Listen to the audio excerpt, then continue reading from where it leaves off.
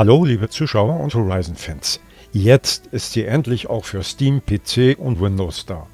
Aloy, obwohl von Lenora in Horizon Forbidden West. Wir beginnen mit diesem Video mit ein paar gewohnten, aber etwas geänderten Gegebenheiten, ein paar Neuerungen und ersten Schritten. Also, los geht's!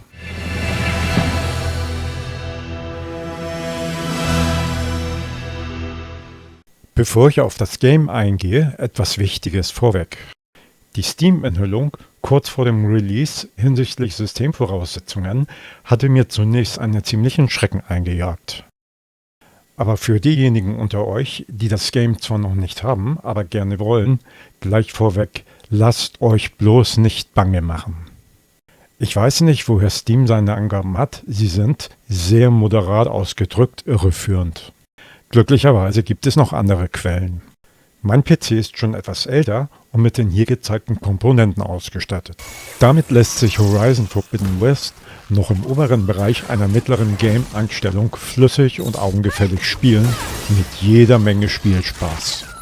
Wie man bei Steam auf die Angaben im Screenshot kommt, ist mir, ich wiederhole, ein Rätsel. Nun zur Hauptfigur.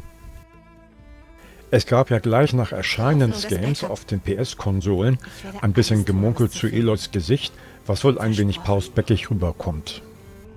Stimmt, zumindest ein wenig, ist aber nach meinen ersten Eindrücken reine Gewöhnungssache. Aloy wirkt nun äußerlich etwas erwachsener, nicht mehr die etwas naiv wirkende Jugendliche mit der hübschen und zum Verlieben süßen Schnut.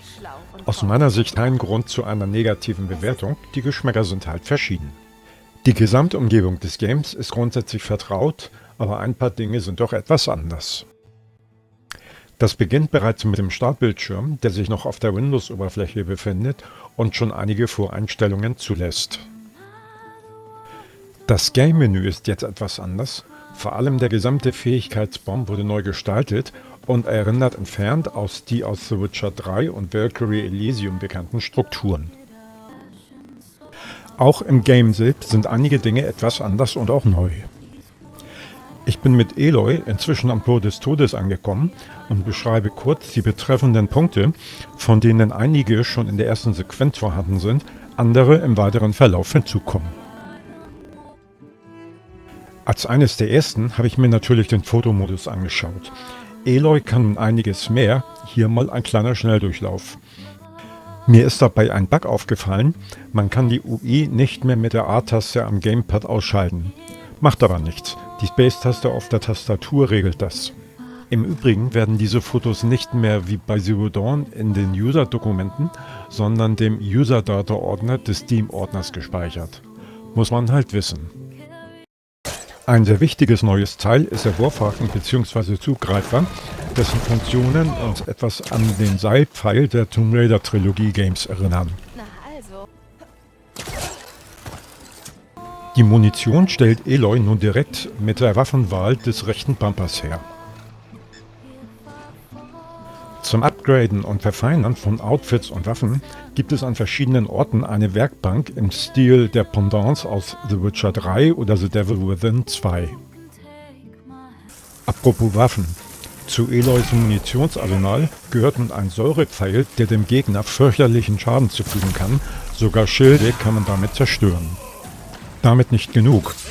Aloy kann jetzt ihren Speer im Kampf aufladen, was entweder einen sofortigen tödlichen Schlag oder beim sofortigen Gebrauch des Bogens Pfeile mit furchtbarer Durchschlagskraft losjagt. Nennt sich im Game Resonatorstoß.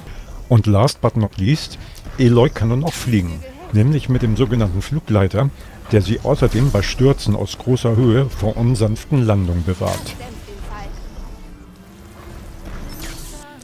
Es sind nun mit ein paar Ausnahmen, wie zum Beispiel Plünderer oder Stürmer, auch andere Maschinen am Werk, die äußerlich nur noch entfernt an Wächter, Donnerkiefer und Co. erinnern.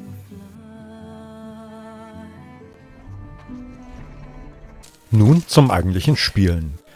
Bei den ersten Gehversuchen hatte ich zunächst den Eindruck, als wäre ich bereits vollständig im Game.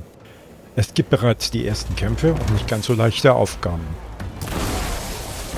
Aber erst nach etwa einer Stunde Spielzeit, nämlich dort, wo Eloy den Turm bestiegen hat, wieder zurück ist, alte Bekannte getroffen hat und schließlich wahlheimlich zurücklässt, beginnt der Game-Vorspann, den man sonst bereits vor Beginn eines Spiels vorfindet. Bis dahin gibt es auch noch kein Lagerfeuer, wo wir manuelle Speicherungen vornehmen können.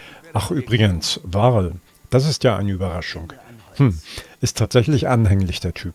Hat mich stark an einen Ausschnitt aus meinem vorigen Video zu Horizon Zero Dawn erinnert. Das nehme ich für unterwegs mit. Nach dem noch ziemlich langen Vorspann und beim ersten Lagerfeuer des Games angekommen, ist mir natürlich die fast völlig veränderte Struktur des Save Games aufgefallen, die sich nach wie vor im entsprechenden Ordner unter User-Dokumente befinden. Es gibt, Gott sei Dank, keine separaten Ordner mehr für jedes einzelne Save Game, nur noch eine Datei für jedes Save. Das schaue ich mir noch genauer an, vor allem im Hinblick auf mögliche Anzahl dieser Saves. Das Game kommt mit einer Höchstspielzeit von bis zu 80 Stunden nochmal auf 30 mehr als Horizon Zero Dawn. Ich komme eventuell in einem späteren Video darauf zurück, sofern angesagt. Aber so viel schon mal vorweg. Kurz nach Ende der Quest Tor des Todes konnte ich bereits 22 Spielstände manuell speichern und es sind weiterhin freie Speicherslots vorhanden. Schaut also aus, als ob die Entwickler dazugelernt haben. Okay, ich bin mittlerweile mit Eloy auch schon durch das Tor des Todes gekommen, also auch mittendrin im Geschehen. Und eines weiß ich schon jetzt, meine Vorfreude auf dieses Game ist weit mehr als nur bestätigt. Viel Spaß euch allen also bei Horizon Forbidden West und diesem Video. Bis zum nächsten Mal und wie immer, bleibt alle gesund.